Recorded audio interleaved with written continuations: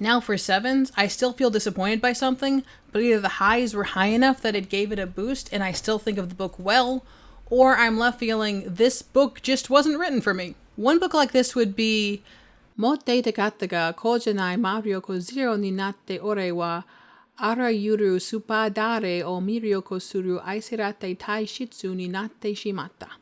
I wanted to be popular, but not like this. With my magical powers gone, I've become a person who attracts all kinds of eligible bachelors and is loved by them. Basically, this one focused on the smut.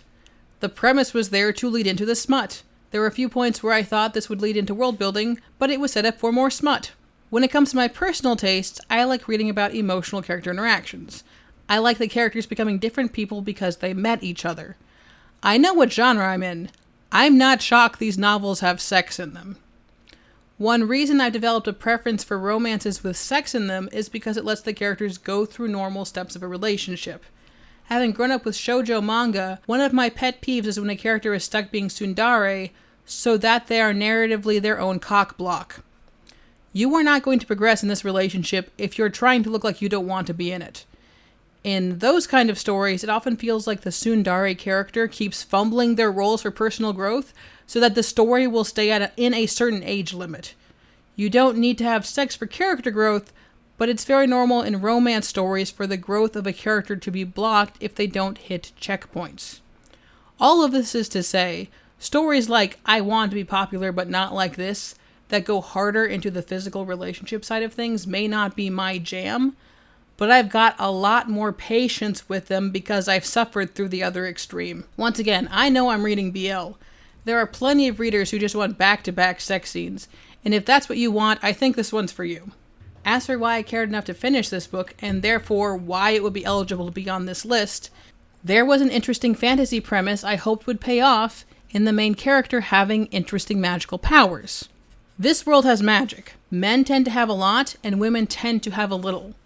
Women with little magic power are attractive to men. Men with a lot of magic power are attractive to women. RMC might be a slightly unreliable narrator. As a plot point, he might be overweighing his lack of luck with women on his below average level magic, but this does generally seem to hold true. Through a freak accident, MC permanently loses his magic, and the only way to keep enough magic to sustain his life is through medical sex. And his partner needs to be someone with enough magic that he won't kill them by sucking away all of their life force. If you're paying attention, that means sex with other men, and only the ones with a lot more magic than the average man. In other words, the really hot ones.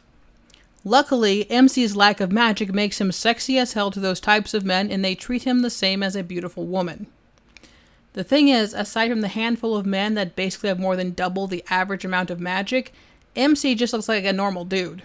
Also, apparently, homosexuality is not a thing in this world, but everyone's reaction is basically, well, I don't see it, but I guess he looks attractive to those guys. So this world has elements, and the MC effectively lost his when he lost his magic. Whose magic he has changes his eye color, the key indicator to one's element. Now, I was thinking this would mean, at some point in the story, MC would have to learn how to handle different elements. Furthermore, because it was established early on he could have multiple people's elements in him, I thought this would lead to him being the only multi-element caster in the world. There was even a point in the book where he got too much magic in him and had to let it out. So in theory, this could have been the turning point where he had to learn to use magic to regulate his body, considering that this seems to be a thing that could happen again. But as I said at the top of this story is a setup for sexual payoff. I never really got the payoff that I wanted, but there were enough clues early on that by halfway through the novel I could guess things would turn out this way. And I still finished it. 7.